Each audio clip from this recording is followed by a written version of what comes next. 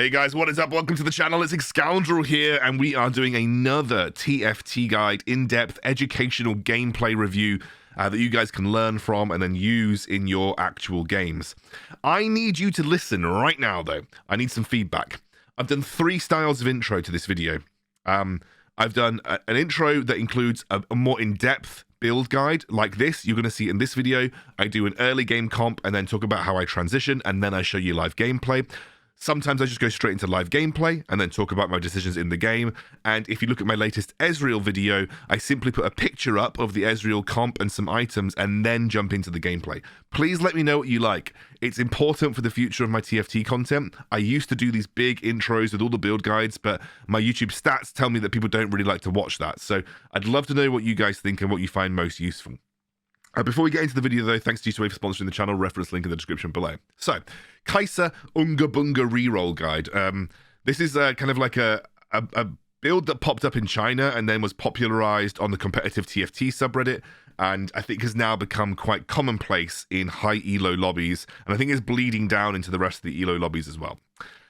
So what I like to do with this particular build is definitely go towards an underground start if you can find it. I'm not going to show you every possible start. There's lots of different ways that you can start TFT and kind of build your comps, but this is kind of like a, level 5, level 4 would look something like this, but then you add the Yasuo or any kind of duelist in at level 5, and this is kind of would look like how I try to play this until at least stage 3-2.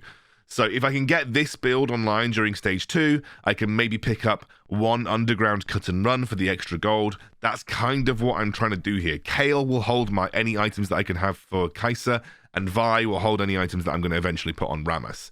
And then what you do is at around stage 3-2, you go to level 6 or at level 5 and you roll down for as many of these units as you can physically get, and then you build your economy back up throughout stage 3.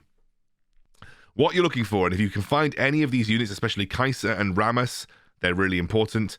If you can find any of these units throughout stage 2, just hold them on your bench, because you're going to eventually want to transition into this. You don't want to keep the underground going through stage 3. The really important thing about this composition is that you build tempo in stage 3 and stage 4. This comp, if you 2-star everything that you see on your board here at level 6, you will not lose many rounds in stage 3 and stage 4. So this is kind of what you're looking to do. And this is essentially the comp, right? You're going to see the full gameplay video. I'm going to do a VOD review of it, but this is the full comp at its basically peak form. At level 7, you can kind of add in whatever you like. I added in a Zac just for extra frontline. One of the things that, one of the reasons that we're running this at the frontline is because Rammus is one of the best tanks in the game. Cho'Gath's pretty good as well. These guys have naturally got higher health due to being threats. If you can 2-star them, they're very difficult to get through. And because assassins, especially because Zed is not as popular now, aren't as common, you're not getting many people playing Hacker, then your recon backline very rarely gets threatened. So you really just need to play a good front to back. And this is kind of what we've got here with like the Rammus. I like to have the Rammus on the same side as the Kai'Sa and the Ezreal, because he usually takes longer to kill. So Kai'Sa and Ezreal, or Kai'Sa and Vayne even, because they usually like to focus the same target, and then Rammus will hold them for a very long time anyway. But this is basically the comp. So we're going to jump into a video, and yeah, we'll see the live gameplay and what you guys think of it. Okay, so we're going into a VOD review of a game where I played the reroll Kai'Sa build that you see in this video. And a lot of people have asked me, I've seen some comments asking me, what do you start? Like, I want to see the start of your gameplay. Don't cut out the first neutral rounds. So I'm going to go through these early neutral rounds as well. In terms of first carousel, ideally, you want to get bow, because bow is one of the most flexible items in the game right now. It's used in a lot of comps. It's integral to Jax. It's integral to Kai'Sa. You need it for Samira. You need it for pretty much every build in the game. Even things like Yuumi use Giant Slayer, which requires a bow. However, I quite like Rod as well, and I quite like Tear. So if you can't get bow, or you think bow's too contested, Rod and Tear are pretty good, safe alternatives, because Rod is used in Jeweled Gauntlet, it's used in Ionic Spark, it's used in Ginsu's Rageblade, obviously, which is important for Jax and Kai'Sa. I also quite like Tear, because that's used for most AP builds, and of course with Kai'Sa can be used for Static Shiv as well. And I think Kai'Sa is one of the... Kai'Sa and any AP build really benefit from Static Shiv, so Tear is also a good option. As you can see here, I bought double mascot. I think, I always pick up a double early mascot, because if you can 2-star them, they become a very strong frontline that's difficult to deal with throughout stage 2. but I'm not exactly hitting many big units right now. Lux 2 I don't rate as a massive, like, as a strong carry, just because she's so random with her ability casts. So I just don't massively rate Lux 2. She's okay, she's decent if you can pick up early Spell Slinger, but other than that, Lux 2 is just there because she's a 2-star. I will easily sell Lux 2 if I think she's going to help me hit an eco threshold, or I think she's going to, you know, provide space for me to get something else. Now, as you can see here, as you can see with my mouse hovering, I got like one of the luckiest early starts in this scenario. And I decided the fact that I picked up Rammus and Cho'Gath, that Sunfire board was probably going to be one of the better ways to play this, just simply because they're tanky. Sunfire board's probably going to get a lot of value. I'm probably not going to get obliterated in the first few seconds. And because I have a pretty strong start with Rammus Cho'Gath, I level up here, because just getting a random Galio on will give me Civilian, and Galio is just a good unit, right? Out of all of the mascots early, Galio is the most useful, and is usually the one that's included in most late game compositions, because Civilian as a trait is good, and Galio then provides also a potential mascot, you know, a 2 mascot bonus for if you stick in an Alistair for Aegis, if you get a Nunu in there, you know, Galio will give you the mascot bonus. So I'm basic, because I don't really have a good commit here. I could have gone Ionic Spark. Ionic Spark would have been okay, but because Gargoyle Stoneplate is really good on Rammus anyway, it boosts his damage a little bit and also makes him difficult to take down. I decided to just go for the Gargoyle Stoneplate because I know that Rammus is going to be my frontline. I'm pretty committed to having Rammus as my frontline for any kind of build, and one of the things that is really, really good to know about threats is that you can play Rammus frontline with pretty much any composition that you like. So that's kind of worth mentioning in this scenario. You can play Rammus frontline with pretty much any composition because he's just a very strong individual tank. Now, I chose between Senna and Vayne here, mostly because, according to the stats, Senna has a better Stage 2 win rate than pretty much any other unit that you can get in Stage 2. So I put Senna in thinking, because obviously most people corner their units very early on, so Senna's going to usually get value by going for a corner here. And so that's why I chose to go for Senna. I think Vayne is also very acceptable. True damage is pretty strong early on because everyone's got pretty low HP. But this guy's very strong as well. You can see, like, he's got a scoped weapons, so like everybody's attacking before I can move to them. He's got Mascot 2 in with Galio. It's making it very difficult to kill people. My Lux is absolutely turbo useless. Definitely one of the worst units in the game. She could have you know, hit the Galio there. We might have had a chance, but alas not. And scoped weapons unfortunately kind of screwed me over here, but it is what it is. Now, because I'm not making eco for this, oh, I am making eco. Never mind. I thought maybe I was going to pre-level. This is funny. The funny thing is that when you VOD review, you might have done something different. I actually think I made the correct decision in game here. Sell off the Senna, sell off the Lux 2, and that's what I said earlier. If there is a way that I could make eco with Lux 2, I will just sell her because she's not that good of a unit. Do a little bit of scouting to see if anyone's going to be likely going down the same path as me. But the fact that I've got Vayne and Ashe and then a Rammus and a Cho'Gath frontline, it usually lends itself to people knowing that I'm going to force this Kai'Sa comp. Like, this Kai'Sa comp's kind of likely on the menu for me here. Rammus being by himself, by the way, on the top right of my board means that he gets the most value out of Gargoyle Stoneplate, which is why I do it. And you can see here, pretty close to losing, but with the Rammus knock up, we end up sort of taking it down. We have the recon critical strikes as well. Would have actually liked to have lost. Losing might have been better in this scenario for 2 reasons. It gives me a better position on the carousel. And secondly, I can potentially continue a loss streak into stage 2-5. However, very good chance that I can get a 3-win streak if I have a good couple of rounds after this, so not a problem. So we're ideally looking for Bow, which is already gone. This is one of the reasons why lose streaking is really good.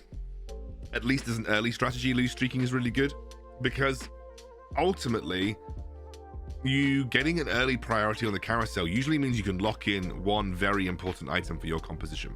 So lose streaking 2, 3 at the very least is usually going to give you a strong position for the carousel. Now, what I would have actually done here, and I don't know why I didn't, I would have sold Gangplank, leveled, and then just put 2 Cho'Gaths in, because there isn't any reason not to. So this is a funny thing, picking up on a mistake that I did here. I should have sold Gangplank, gone to level 5, stayed at 10 gold, and just put 2 Cho'Gaths in, because that would have given me a likely better outcome to try and sort of ensure a win, basically. It's a bit annoying that I didn't do that. And you can see here, I don't know whether I would have beaten Runan's Infinity Edge Sure Shot Renekton, to be honest with you, even with 2 Cho'Gaths. But I still think it was the better decision. So that's funny. That's funny that you look back and you notice a little mistake that you did. That was a pretty simple mistake that I made there. There was no reason. There's no really real reason for me to keep the Gangplank, and there was no reason for me to not go to level 5, because I was always going to remain above 10 gold if I sold the Gangplank anyway. I guess the flip side is that I've now made 20 gold for the neutral round by selling everything else. But I actually can honestly tell you that I did not have the foresight for that in game. I wasn't doing the counting. So I'm just kind of making sure I'm scouting around to see if anyone's building. Like a telltale sign, by the way, a real telltale sign of a Kai'Sa Forcer is someone that goes early static shift, because it's really only used frequently in Kai'Sa. And you can sometimes go into Talia, but ultimately it's really only ever used in Kai'Sa. By the way, Talon 2, the biggest, most useless unit in the game. Never play Talon 2. That unit is giga useless. Talon and Silas, 2 of the most useless units that you can possibly buy in TFT set 8. There's like a Silas augment that makes him semi-playable, but like Silas and Talon really are just 2 of the most useless units you could possibly go. And Renegades as a vertical trait is not particularly strong either. So yeah. So now I obviously get 5 and stick 2 Cho'Gaths in. I'm kind of deciding. I think 3 Recon's okay, but I honestly think that the second Cho'Gath is more threatening than a 3 Recon with a single Ash 1 in the back line. It doesn't really matter for the neutral round. Kind of depends what I'm going to do going into 3-1 and 3-2. Now, there are 2 kind of ways that you can approach 3-1 and 3-2. Ultimately, one of the better ways to approach it is to try and go, that's a bow, Pog. That's basically straight up slam Ginsu's Rageblade on the Kai'Sa. One of the better ways to approach stage 3-2 is wait until you get your augment and then basically roll it down as much as you can to stabilize. You can see I kind of want to slam the Warmogs, so I sell that Cho'Gath, slam the Warmogs on my Rammus. And I'm actually going to do it early. I'm actually going to roll down a little bit early here.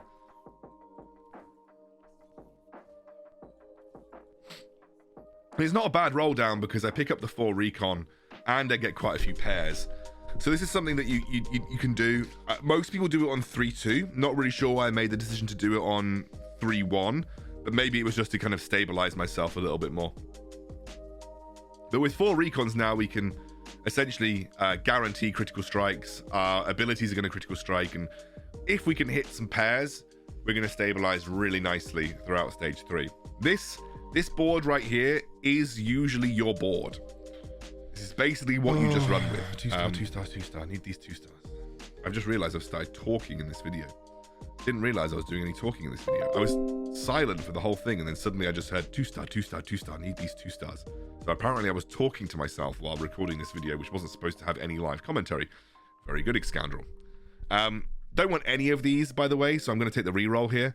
Like, Vane's okay, and Into the Night with a free Edge of Night is good, but I get rewarded for the reroll, and I get myself a Kai'Sa 2. Now, a lot of people don't take their augment when they see it, so you know you'll see a lot of high elo players leave their augment on the field until they need it. That's mostly because it it's not added to the pool. That augment's not added to the pool. So essentially, you still increase your chances of finding the unit that you need until you take that, and then it gets added to the pool. So that's why people often don't take their champion augment. I'm just swapping over randomly because there isn't really any real way to position right now, because I could go against so many different people. So I'm just swapping randomly, especially if people are trying to scout me and then they want to try and position against me. I just swap randomly to try and catch them out. But right now we are looking to build our eco as back to 50 gold as much as possible. And then we are just looking for Kai'Sa 2, which we've already got. We're looking for Vayne 2. We're looking for Ashe 2, Ezreal 2. And then, of course, I really do need Rammus 2 and Cho'Gath 2. If you can hit Rammus 2 and Cho'Gath 2, they can basically tank for stage 3, 4, 5, 6, 7. Like, they're really strong at 2 stars, those tanks. And whilst we are going into the next round, I don't think anything crazy is happening. I'm going to quickly go get a drink. So there might be a period of brief silence. And I won't have any elevator music playing, but I think I have got some music in the background playing. So just enjoy the casual background music as I sell and get towards 10 gold.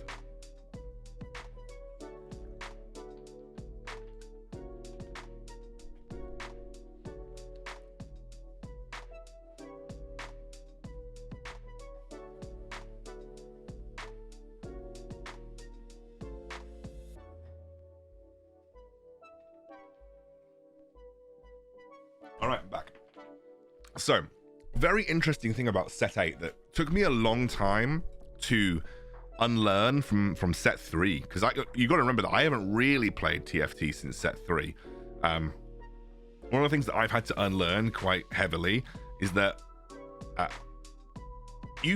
eco actually isn't as important as tempo in this current game. You are much better off trying to spend your gold to hit certain thresholds and ensure stability and preserve HP, especially preserving HP through stage 3 and stage 4, especially because they increased the player damage to try and shorten the game times. Preserving HP is a very, very strong strategy that you kind of need to play towards if you're looking to do well in this set. So in stage 3 and stage 4, this is why these level 6 and level 7 compositions work really well, is because it's all about preserving as much HP as possible and using that to try and get strong following that.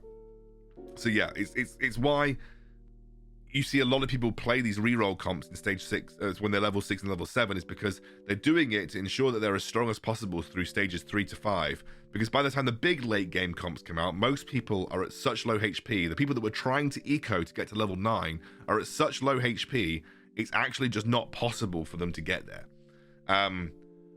So that's why people kind of roll down very aggressively on 3-2. It's why they roll down aggressively on 4-1. The reason is because, as I mentioned before, the tempo of having strong boards at these stages of the game is much more valuable than trying to eco and go towards level 8 and level 9. It's why you'll see a lot of people say level 8 is fake, because there isn't really any comps that suddenly become that much more powerful at level 8 compared to comps that are already strong kind of at level 6 and level 7. So you see that this comp here, this is a level 6 fully activated comp. You don't need anything more. Anything on top of what we've got right here is surplus to requirements. You don't need anything extra. So this is why these types of comps are so successful in the current meta, is because they're very good at preserving as much HP as possible through these rounds. And therefore, by the time they get to stage 5 and stage 6, they may not be as powerful as like someone who's had one of the highest rolling games of their life and go full level 9, like decked out 2-star 5 costs. Of course you ain't going to be that. Or, you know, the perfect Talia composition where everything lines up and Talia is absolutely capped in terms of her output. You ain't going to beat those boards. But those boards are so rare and so difficult to get with good amounts of HP intact that they don't happen in a lot of games. And that's why these types of compositions, the Jaxes, the Yuumi rerolls, the Kai'Sa rerolls, are all really strong, because they're not as good, although they can be good in the late game. They're usually not as good in the late game compared to these very decked out, kind of strong level 8 comps. But because you usually sacrifice so much HP in an average game to get to level 8, you just never see it happen. So yeah, it's interesting that's kind of, I've had to unlearn this whole eco is king thing that I learned in set 3. Because in set 3, it was all about the fast 8 and fast 9. Like, you know, I remember in set 3, it was like you go 8 or 9 to get Gangplank, and then you just put Gangplank on your board with good items, and suddenly he one-shots the entire board. There isn't really any legendaries. There aren't really any legendaries in this game, or, you know, 5 costs in this game, that suddenly wipe out a board. You know, Fiddle's good, but he's, you know, and he's a decent addition, but he's not going to wipe out a board. It's not like Gangplank. So it's just very interesting that these like level 8 and level 9 strategies just aren't that good, because relatively speaking, your 2-star 5 costs aren't mega carries. They're usually kind of like supplementary to other comps. So that's why I kind of had to unlearn for this set. It's been a big learning process for me to kind of say, okay, I need to worry less about getting good eco, and I need to worry more about spending and getting, you know, and tempoing. Now, I was actually really thinking about Duelist Spat for Kai'Sa. I think on paper it is really good, but I had Giant Slayer and I potentially have Static Shift. The one thing that is beneficial about what you see me just do here is that if I want to get Static Shiv, I can get the tier on the next carousel, or if I don't ever find a tier, I can actually just slam the Duelist Spat and it's still a very good item. So we've pretty much got 2-star everything except for 2-star Vayne and 2-star Rammus. This kind of stage is going to be heavy focus on trying to get Rammus to 2-star. And then everything else beyond that, you know, you don't really care about. For level, like, you really want to be level 7 for the best possible odds, but at this level as well, you can roll at 6 because Ezreal 3-star is definitely something that can be a good addition to this composition, and you still have a 30% chance of finding 3 costs at level 6. So it's not too bad to roll at level 6 as well.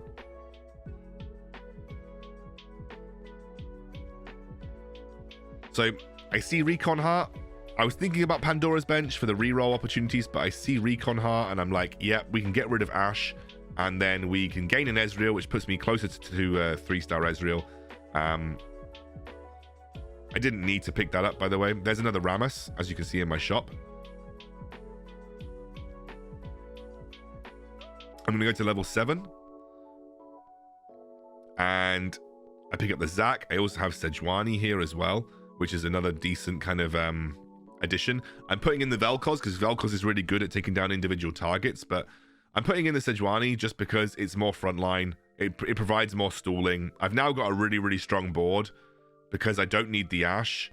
She's irrelevant. And I have a very, very good front line to protect my Kai'Sa, who's got nearly perfect items. So we're in a really strong spot. And also having Giant Slayer, obviously really strong. Sunfire board, really good against mascots. So you'll see that these mascots aren't healing as much. My Giant Slayer Kai'Sa is actually burning through them pretty quickly. My Cho'Gath absolutely obliterated them with his ulti. And so we kind of dealt with a relatively strong mascot board really easily. And of course, because it was Yuumi, I laughed because Yuumi is the worst. People who play Yuumi are the worst. I never have good games with Yuumi, by the way.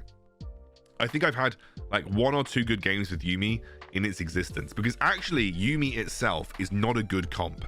If you're playing Yuumi without predatory precision, you're actually kind of sucking.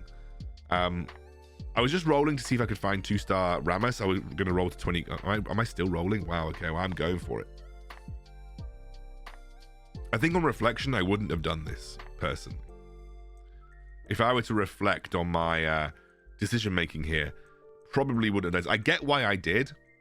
I was like, oh, if I can hit 2-star Rammus, there is like 0 way that we ever lose this stage.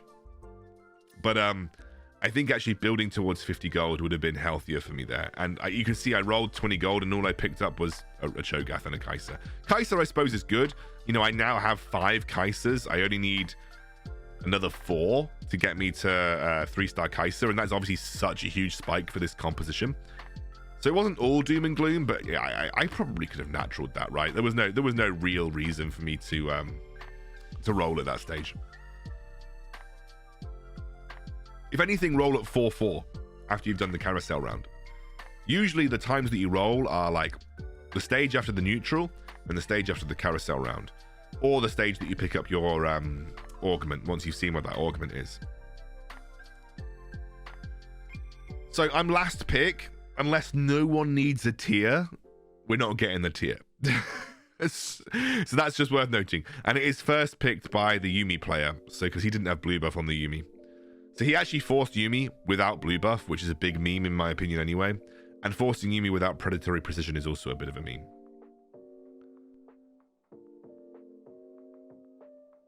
I kind of wanted to bait him. I thought maybe he was trying to like deny me what I wanted, so I was trying to bait him that I wanted to go for the rod, but would have been nice to have the it would have been nice to have the thingy-majiggy, the chain vest, because bramble vest is a really nice item on there we go, 2-star Ramus. Right, now we don't roll. There's no point rolling now. We want to go as much gold as possible to essentially then roll down and find other units. I kind of wanted the I was really thinking about Duelist Spat, but obviously I thought, well, I'm still winning. I have the Aurelian Soul neutral round that I can work towards, so I'm still winning, and that's okay. So yeah, I basically was like, Aurelian Soul neutral round, I might get a tier. Let's not slam the Duelist Spat just yet. The only problem with my spat is that I'm going to do nothing with it if I don't slam it on the Duelist. There is not many other spats that are actually any good in this situation. The only one that maybe could work out is if I somehow got like a mascot spat and then put in a random Nunu in the comp. You see the Leona there? Usually Leona's like a nice addition because she's Aegis, but there isn't any... I don't run another Aegis in this comp, so there isn't any real reason for me to take that. And you can see that I've basically won all the way through stage 4. This is what this comp is designed to do.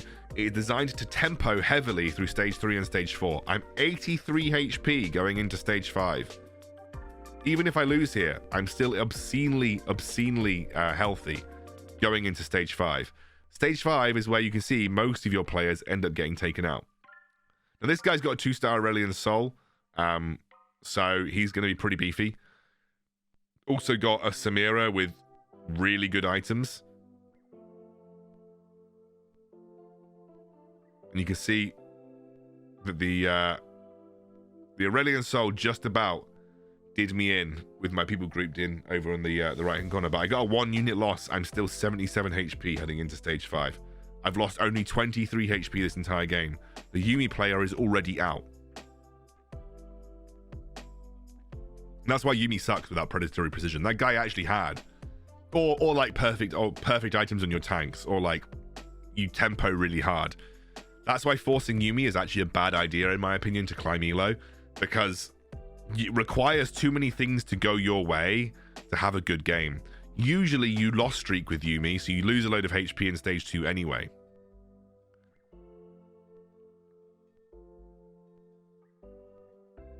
So I basically want tier, which I find, so I just slam the tier onto Kai'Sa. And I have like admin and I have mascot emblem. So I basically have 2 really crappy emblems. I roll down on 5-1. I'm obviously looking for Ramesses. I'm looking for Ezreal's because I'm really close to Ezreal 3. I'm looking for Kai'Sa's, of course, as well. So it was a pretty decent roll down. If anything, like I'd actually drop the Sejuani. Yeah, I dropped the Sejuani here because another 2-star Rammus. I don't know why I rolled there. There was no reason to roll there because I had 0 gold once I rolled, so I was never gonna be able to buy anything. But actually, you know, giving it to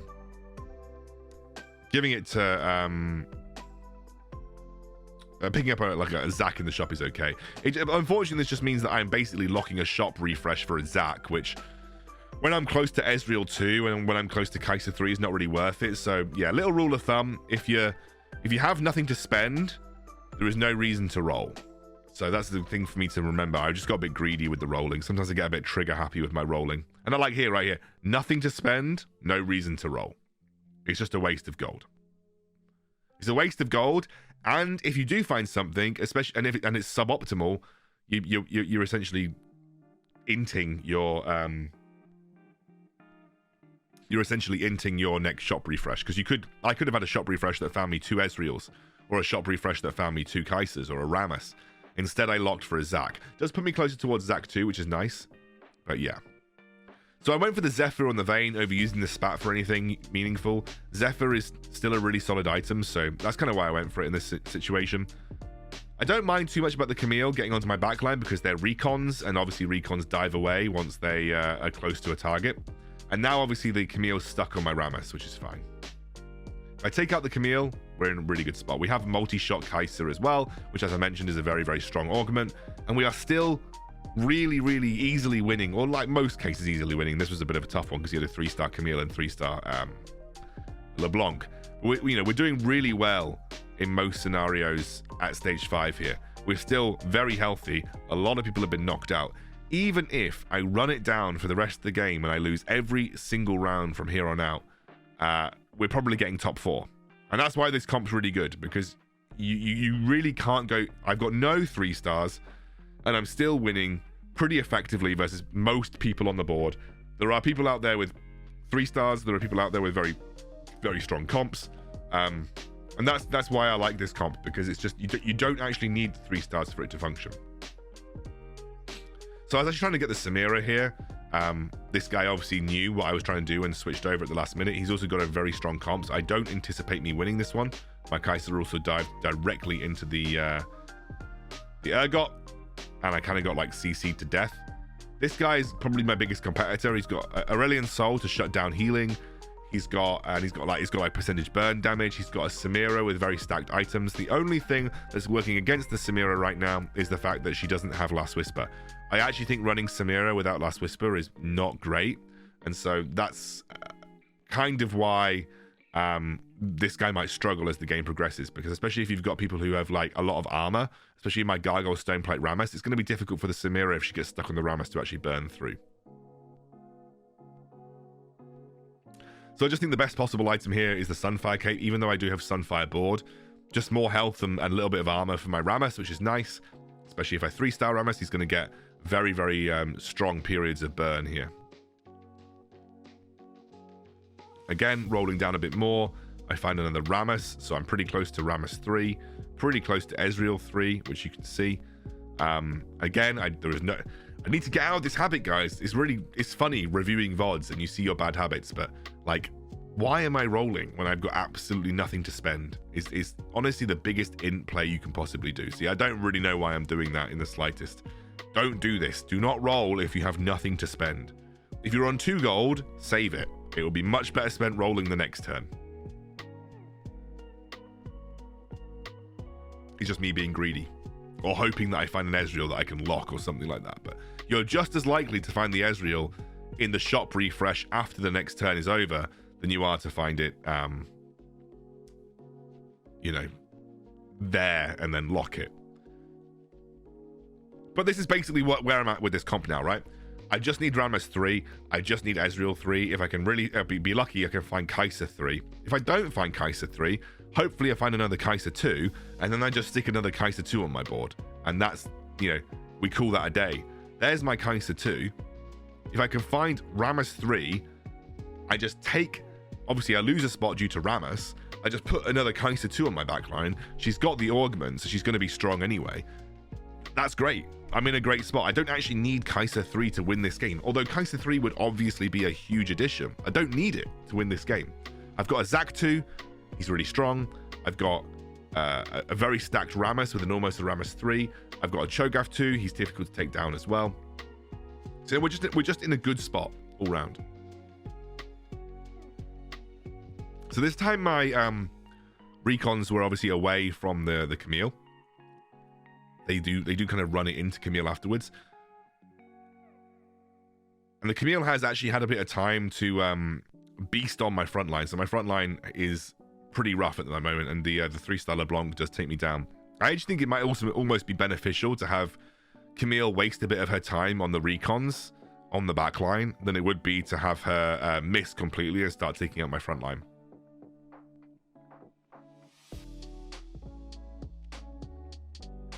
Again, we don't need to go level 8. There's no massive reason for us to go level 8. But if I find Rammus 3 and Ezreal 3, we do go level 8 because there's nothing else for me to really worry about. You know, there's no point me staying at level 7 to roll for Kai'Sa when I've already got 2 3-stars on my board, and especially a fully 3-star stacked Rammus 3. So, you know, I think, like, I can just go 8 and then add another useful unit in. I've got duelist that I could add in. I could just add another random threat. I can add another tanky frontline. I can just add some CC. You can see here that I've got blue buff. I decided to take blue buff because Ezreal. So there was Titan Resolve with blue buff, but I just thought if I'm going to hit Ezreal 3 here, like, that's pretty decent. And you can see, like, Rammus is there. We're looking for Ezreal. We're looking for Rammus,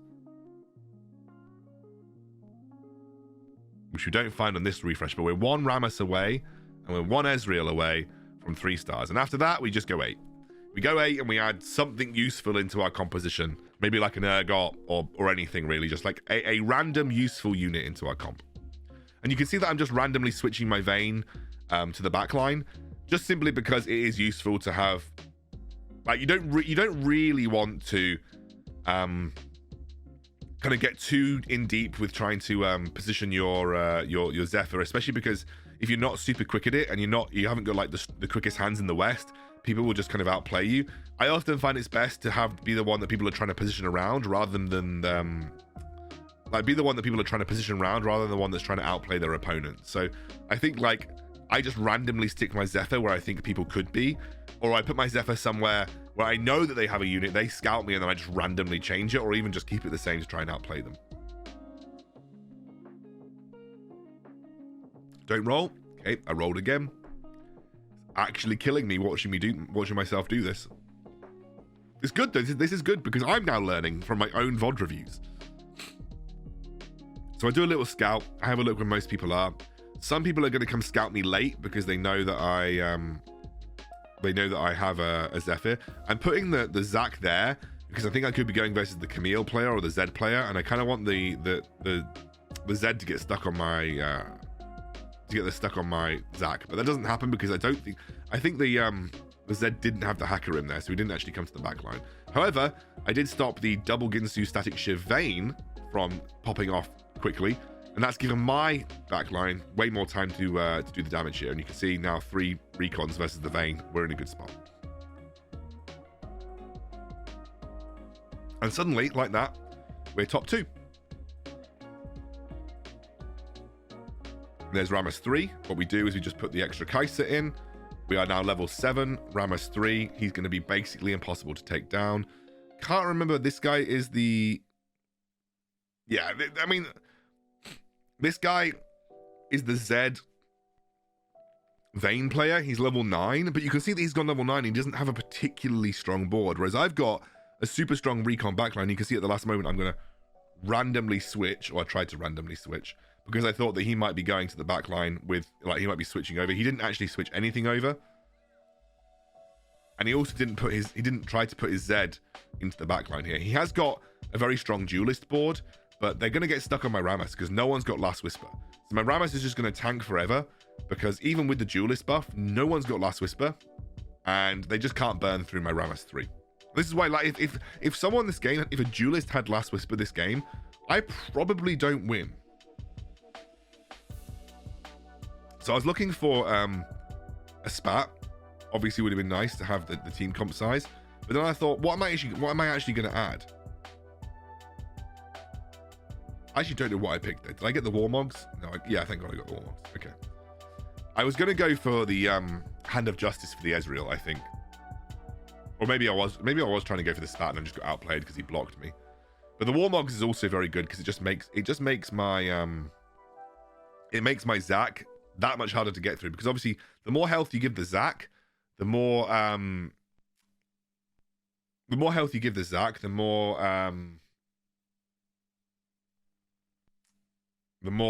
health these little bloblings have. So he didn't actually move his Vayne at all. Like, I don't really know what was going on here. He didn't move his Vayne, and his Vayne, in my opinion, is his biggest source of damage. The Zed, it doesn't matter because they have 2 recons. They just dive away from him, and then everybody again gets stuck on my Rammus. And of course, my Zac hasn't even dropped into his little mini form. So the guy was scouting me and didn't even look for my Zephyr, or was looking for my Zephyr and didn't even reposition his Vayne. So it was a bit of an easy win there. But that's it. That's the game. Yeah, hopefully you guys enjoyed, and I will see you soon.